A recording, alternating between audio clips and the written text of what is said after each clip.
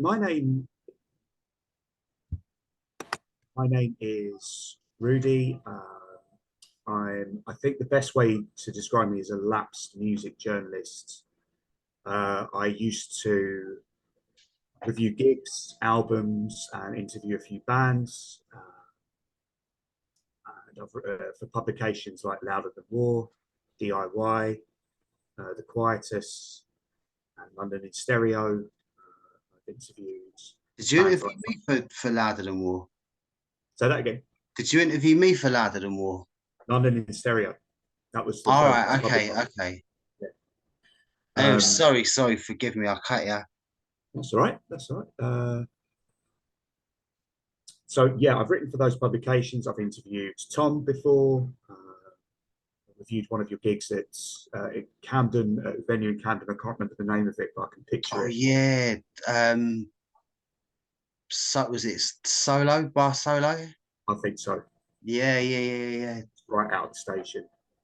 Inverness Street, man. Yeah. Good times. Yeah, yeah, it was. Yeah, I saw, and you played the song we're going to discuss today that evening as well, and Hmm. it got a rousing reaction. So I've interviewed the likes of Sunflower Bean, Night Beats, and Telegram. Reviewed the Jesus and Mary chain, uh, Oh, Coral. wicked. Okay. Um, Oh, the Coral as well. yeah, the Coral. Yeah, and Noel Gallagher live as well. Tom and I have bonded over a shared love of bands like Paul Weller, Richard Ashcroft, Noel, and the Coral. I think there's a lot of overlap in the soul and reggae music that we like as well. Yeah. Big time. And sort of that 60s, 70s rock steady, lovers rock reggae, Hmm. the old classic sort of soul records with that crackly, rustic production. But yeah, I guess I'm starting to feel my way back into guess with this interview, I'm starting to feel my way back into the world of music journalism as a very much as a side project. Hmm. I still love I'm addicted to music. I'm discovering new bands, and I love informing others about what I like and very much dislike. And so this is an opportunity to share with everyone what Tom's brilliant songwriting in the form of December Girl, and another song and a sister song that we're going to also touch upon as well. Oh my goodness. Yeah. I forgot about that. Okay, yeah. So, I mean, we've actually been meaning to do this interview for a while. We Hmm. spoke over lockdown about mental health, uh, how we handle our own uh, sort of our own issues, and sort of tips and tricks we use to coping mechanisms we use to manage our issues. With that in mind, I think you wanted to talk a little bit about a charity that's close to your heart and one to which people can donate if they wish to. Yeah, what I'm gonna do once this is done, I'll pin it in the video description. It's a charity called Young Minds, and I believe they're affiliated with Centrepoint, so they're there to help young people that are at risk of homelessness, any mental health issues, and I think it's really important for young people to have a voice and someone that's going to listen to them basically rather than sit in judgment. I think it's a lot of people make judgments. They never ask the one key question. It's only three letters, but they never ask why. Once that question's asked, you kind of 9 times out of 10 you can start opening up that mate, I don't want to call it a can of worms, but you know where I'm going. You know what I'm trying to say. Hopefully, you lot listening know what I'm trying to say as well. But yeah, always ask a young person why, and try not to sit in judgment because there's a reason there's always stuff going on in the background, as is with everybody else. So yeah, I'll pin that. I'll pin that in the video description as well. Yeah, it's a great cause, and I think there's never been a greater understanding of mental health concerns, especially in men. I think even compared to when we last spoke about it, I think it's only grown since then, thanks to the internet. So if somebody can benefit from finding out about this charity, Young Minds, then and there's loads more as well. Mind, obviously, that's just the name one, but yeah, if you want to give a little bit or volunteer, because it's there's a big crisis going on. But moving on from that, I think music is like, for me personally, that's always been my escape. That's always kind of kept me, as much as the gigs and that drive you insane sometimes. That's been my escape. But yeah, let's crack on, man. very much for me too. And I guess that's why we're here. So we're talking about a song called December Girl. And I want you to take us back to before the song was written. Okay. Say that again. So I want you to take us back to a world before it was written. How did it come about? What was the inspiration? Well, I was walking down Willesden High Road one day, and the song Sunday Girl by Blondie was running through my head. Now, I wasn't particularly in a good headspace. I was going through quote unquote a breakup. And yeah, that tune was in my head, and I was humming it and whatever, and then I was like, oh, December Girl sound like a good title for a tune. So I've never been into naming individuals out of, well, I wouldn't want my name in a tune, put it that way. But yeah, December Girl just sounded cool, and it came to me. I don't know where I was going, man. I might have been going to buy a sandwich or something really kind of mundane in that, and yeah, that's where it came to me. Then I went to a disused office with my very good friend of mine was, I think he was applying for a new job or something, and remember scribbling down the lyrics. It took me about 5 minutes, and he was like, "What are you doing? Don't worry about it. You'll hear about it later on." I knew that's the one tune I knew was going to be a banger before I'd even picked up a guitar, and I had the chords and the structure in my head before it was even before I'd even picked up a guitar, which is weird because I normally write on a guitar. This thing I could hear, I knew I wanted a Motown, like just thumping drum beat, because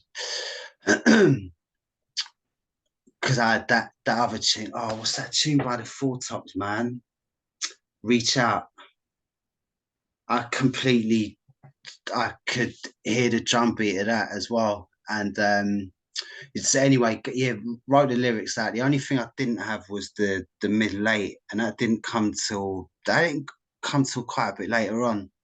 But yeah, the origins of the song was kind of me not, I don't know, yeah, it's not being in a great place and wanting to express that through a tune, but it wasn't planned. It just kind of like, it's all them kind of, all of the best songs do, as they say, like, kind of fall out of the sky. Do you know what I mean? It was just there on that particular day. If I'd have had a plan, it probably wouldn't have happened. It just sort of came to you.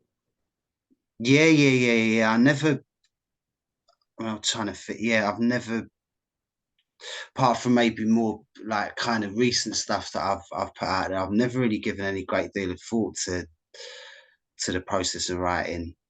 Because if I overthink things, they never happen. And you touched on this, but is it about a particular woman? Yeah, who shall remain nameless. Um, As someone who I met in December, hence the title. A lot of people think Yeah, it's someone who's born in December or whatever. yeah. Yeah, yeah, it was about a particular person, and it was about a. It was about. I guess it. I guess that kind of. Yeah, it's a little. It's a little snapshot of a particular time in my life, I suppose. Yeah. Well, that actually brings me on to the next question, which I mean, basically explained it, but why December as opposed to any other month? Is that because does the month hold special significance for you, or is it just when you met her, or is it the sound of it as a Um, Kind of had a ring to it. That was when I met her. Yeah, yeah, it had a ring to it, man. I don't know. I mean, it's a good job I did, to be honest, because Mark's girl wouldn't have the same ring to it, I don't think. no, I was thinking about this. May girl have the same ring to it? No, I don't think so. August girl, not really. Yeah, it ain't working, is it? No, no, it needs to have the title needs to have its own music, I guess. Um, so lyrically, Mm. it's about a girl, as all classic pop and rock songs are. And if you listen to the words, it sounds like she's totally captivated you, and you're pleading with her to not let you down. Um, and how does it sing it live? How does it feel singing words that make you look quite vulnerable? Do you know what? I was talking to someone about this the other day. I played that live before I'd even finished. Remember, I said I hadn't written the mid late. Mm. So I played that. I played it live before I'd even finished writing it because I kind of knew it was that good, but I was also very made me very self conscious. I think like in the first few times, and then eventually you kind of all that stuff kind of goes out of your head. Do you know what I mean? It just becomes another part of your set in the end. Because I think people, you know, I I I kind of gauge whether something's going to work based on the reaction of the people. Do you know what I mean? So in the end, it didn't. After probably, I was gigging quite heavy those times. Yeah, it didn't.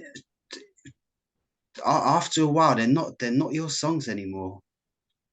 Do you know what I mean? They belong to the people, so it's kind of you're just going out there to give it back, I guess. Yeah, that's what Noel said in songs from Morning Glory, doesn't it? He says they don't really belong to me anymore. They belong to the fans, the people, the crowds.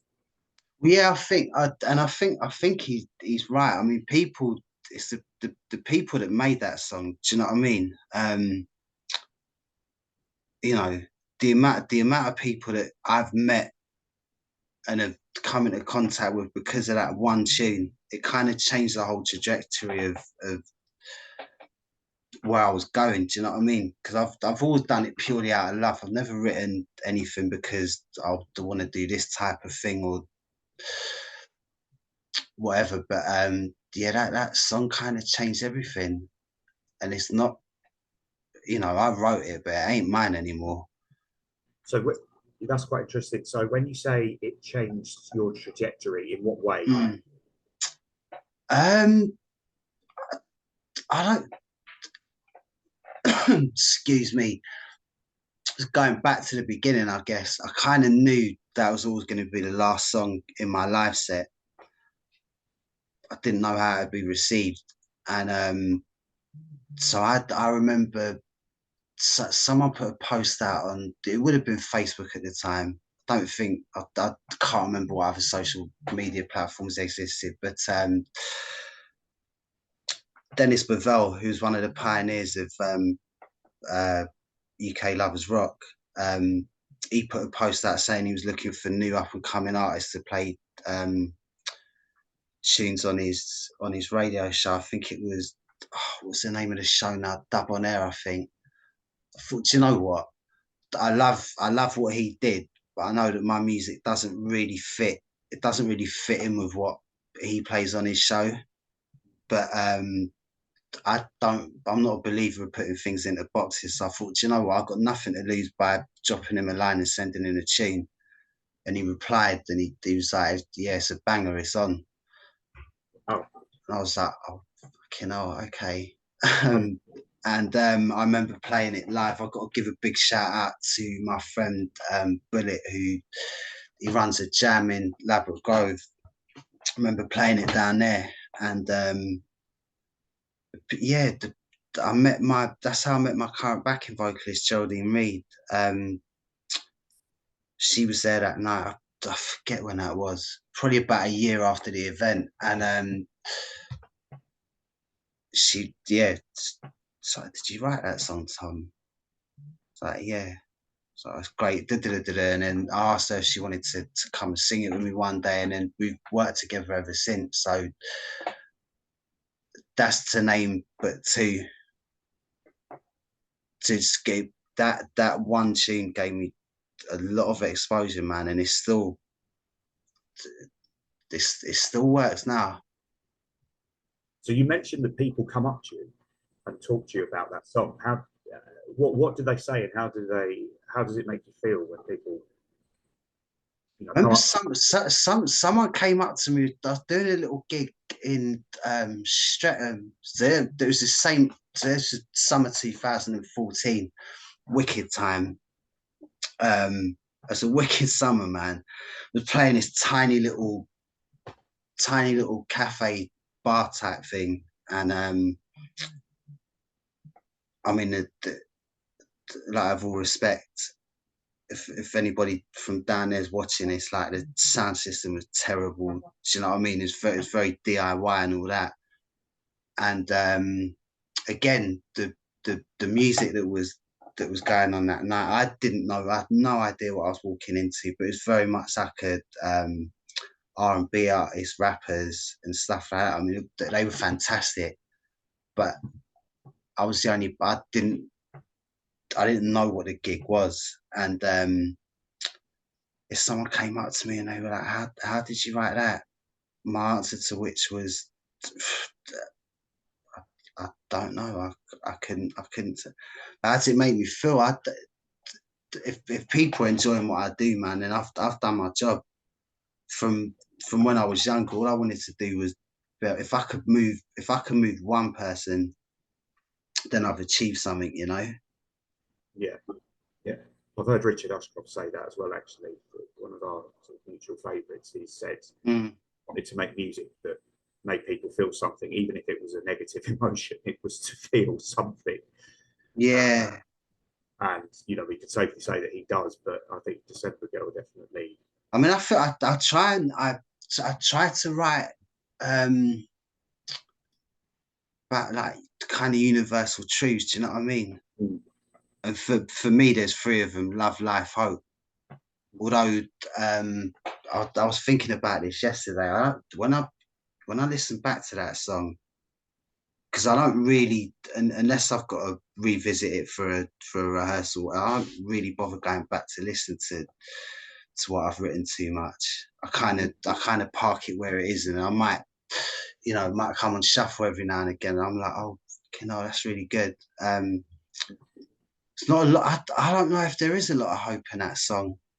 It's quite melancholy to really up tempo. It's an up tempo track with quite a melancholy lyric, I think. Very much so. And you And mentioned that element never dawned on me until yesterday. because the end of it is "Don't break my heart." It I think is. to break your heart, Yeah. but it's, as you said, it's quite musically, it's quite propulsive. It encourages you to sing along. It's But an out for me in that respect. It's an out and out pop tune. It's an out and out guitar pop tune, a very upbeat guitar. Well, I think so anyway. But yeah, the lyrics are kind of, like I say, they're a little. The lyrics are a picture of where I was at that time. and musically, what were your inspirations for it? You mentioned Motown and the Four Tops. was that the foundation? The foundation for the drums, and I guess it was just and then the so the thing was I remember going into the studio and saying to Tony, my producer, it's gonna be drums, bass, keyboards, and just like the stabs on the guitar, because most of my tunes are full of kind of jingly jangly guitars and that. So I want to move away from that and just have it straight. Do you know what I mean? Just and which is kind of what the demo sounds like. In fact, do you know what? I'll play it, but and I'll probably get a copyright strike for this, which has happened to me before on YouTube. I have to explain to them that it's my tune, but I'll play the demo, and that's very much how it started. But then before I do that, going back to what you said about inspiration, how it ended up, all them people that I love, like as guitarists. So the little jangly bits, the 3-note guitar lick, is the typical Johnny Marr thing. Stone Roses, Oasis. So there's elements of it's kind of I guess it's like a fusion of everything, really.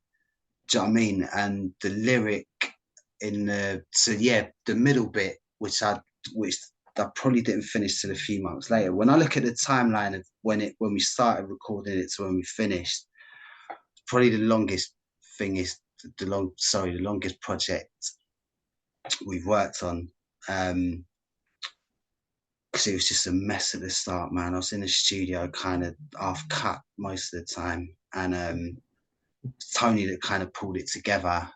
But I played a demo, and there ain't it's very, very strict. So give me one sec. Yeah.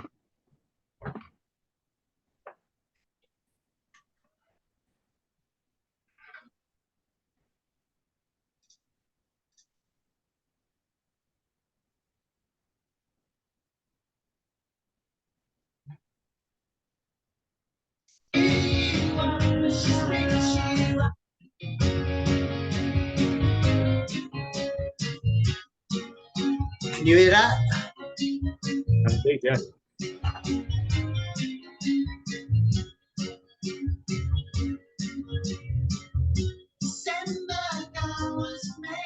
That vocal makes it feel sick. You can hear the Smiths and Roses influence there. Hmm? You can hear the Smiths and Roses influence there, for sure. I guess so. Anyway.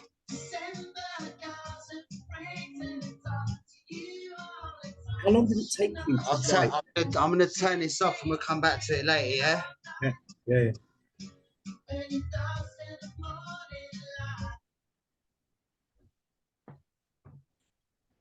So from the demo stage to the final cut, how long did it take to write? That's a good question. You know, I know we finished it around April, May, and then the original version, which I think is probably still on SoundCloud, I would have put that out around. I don't know if SoundCloud existed then, but I would have put it out somewhere around probably the May or June of that year, because when I'd written the middle bit, I knew I was trying to do the backing vocals for it, and it wasn't working. And I wanted a female voice, so I got I was just kind of I was looking around for people as you do, and I was out flying a gig one evening in Camden, and I kind of this girl outside having a cigarette, and I was like, "You're a singer, aren't you?" She's like, "How do you know?" I was like, "I just know." anyway, she went on stage. She was brilliant. Do you know what I mean? I'm not easily impressed by I'm not easily impressed by anything, to be totally honest. But she blew me away. So afterwards, I was like, oh, "Do you do backing vocals for people?" She's like, "No." I was like, "Well, you're doing them for me." She's like, "Yeah, but what if your song's shit?" I was like, "No, no, no, no, no, no, no. This song's a banger." So I emailed her the demo with me doing the backing vocals the next day, and then yeah, she came down to the studio, done her thing, and I guess that sprinkled the stardust on it, if you like. Yeah. Because I needed that. The number one, I couldn't hit the notes, even if I tried. I remember being almost on the floor trying to do the BVs for that, and cause it was so bloody high, and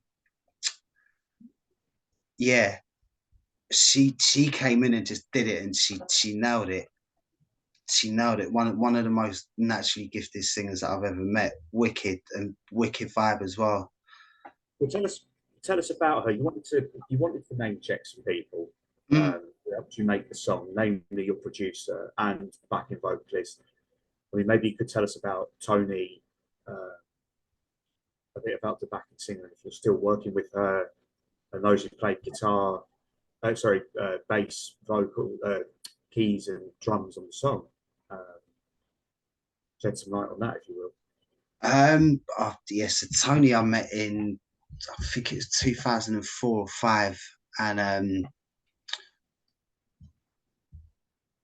can't remember exactly how it came about or why, but we were looking for a place to record, and if anybody remembers the NME, before it became I mean, it doesn't exist in print anymore, but before it became a fashion, is it? Yeah, yeah. Is it going to be a music magazine or a fashion rag? Oh, God knows. I don't know what they're going to do. Because it turned into very much. I'm digressing a bit here, but I didn't like that in the end. It became for me. I'll never forget reading a review of. I can't even remember the artist now, but they spoke in depth about their personal life for about. It's a 2-page spread, right? More about their personal life, and then a paragraph at the end about the record. Yeah.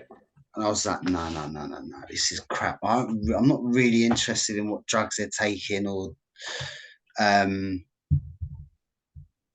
that other crap that they used to like to print. Do you know what I mean? I don't care how skinny your jeans are, man. I don't care how pointy your shoes are. I've got a funny story about that, actually. Go on. When I was looking for, how long ago was this now? Might be about 4 years ago. I was between jobs and looking for work, and I emailed them asking for a placement, and I complimented their website, which I like, and something about Album Club. I don't know if they still do that, but they go through albums. 2 journalists sit down and have a 10-15 minute chat about albums released that week. And yeah, the editor, some editor, got back to me saying, "Hi, Rudy, I was going to offer you work experience, and then I found this," and it was an article of mine that I'd written in which I'd slagged off the enemy. I'd said, the enemy is now a parody of itself or something along those lines, but they could still point you in the direction of a joyful racket in the form of sunflower bean. And she went, "Oh, Dave." So that goes to show you that employers will check what you've written in the past. Yeah. Well, that was quite funny though. So I got showed up on that, and it was deservedly so. I'd even forgotten I'd written it. But at that stage, I was still harbored some hopes of becoming a full-time music journalist, but it never happened anyway. But anyway, Still time, mate. Still time. they're coming back as is Q Magazine. I think Q Magazine is cooking something up. I didn't know Q Magazine ever went. Yeah, it's but it became a newsletter. But I think it's bubbling away online. But I've Okay. got something in the pipeline. So yeah, sorry. This interview is about yourself. Tell us a bit about those who played on the track, the backing vocalist and Tony. So yeah, Tony's my longtime friend and producer, and kind of the I guess the calm behind the storm. Yeah, Not to say that I'm always a storm, by the way, but that I've had my moments. He's just brilliant at mixing. Do you know what I mean? He's fantastic, and over the years, the more we've worked together, the more. But it's kind of a telepathic thing. Do you know what I mean? I'll record a track, and I once the recording process is done now, I I I don't really bother going down when he's mixing. Do you know what I mean? I'll be somewhere else and then kind of turn up at the end and might tweet things together and all of that. Just kind of yeah, he knows what I want and I kind of trust him to.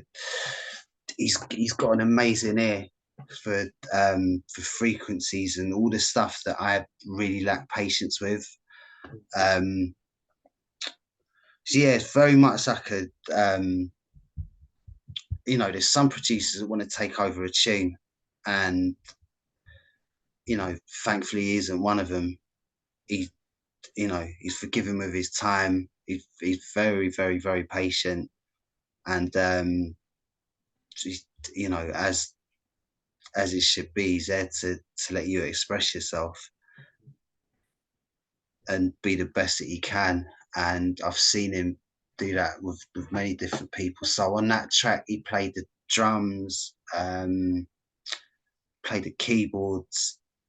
On the version that's out now, because we remixed it. Well, we didn't remix it; we just kind of touched it up a little bit. So on the original, on the version that's on SoundCloud or wherever it is, I forget.